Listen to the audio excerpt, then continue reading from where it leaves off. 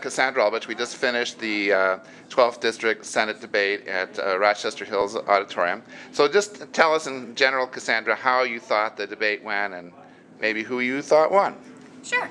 Well, obviously, I would think that I won. But I thought the debate went very well. There was a lot of really good discussion. I thought the questions from the audience were just outstanding. Everything from the school bullying issue, education, jobs, you name it, I think it was addressed in this debate. And it really started to show the very vast differences between myself as well as Representative Marlowe, who's running for the state Senate, as well as the two House candidates too. So I think that in the end, it really helped voters kind of coalesce around a candidate perhaps with more information than they ever would have received just by looking at their mailers.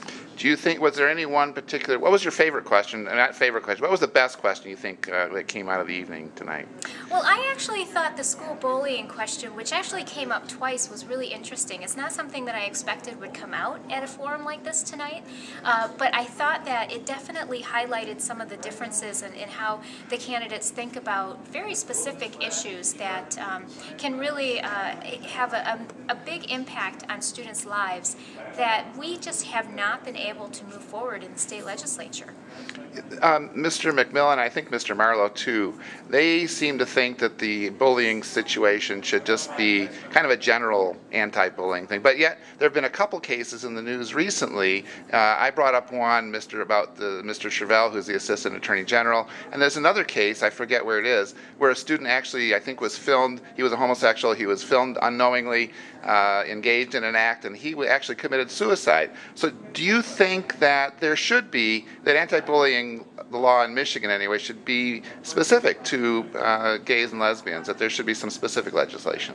Well, I think that the anti-bullying legislation needs to be very inclusive, and that's what we've tried to do at the State Board of Education. We actually have a model anti-bullying policy that schools can use, and that's originally what was referenced in the legislation that said, you know, you can adopt what the State Board of Education has. The State Board of Education's policy includes things like sexual orientation.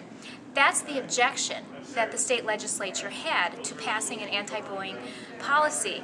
It's really unfortunate because I think what they're not taking into consideration is a child doesn't even have to be gay to be teased about being gay. And I don't think there's anything wrong with rational adults telling children that this is not appropriate banter on the schoolyard playground.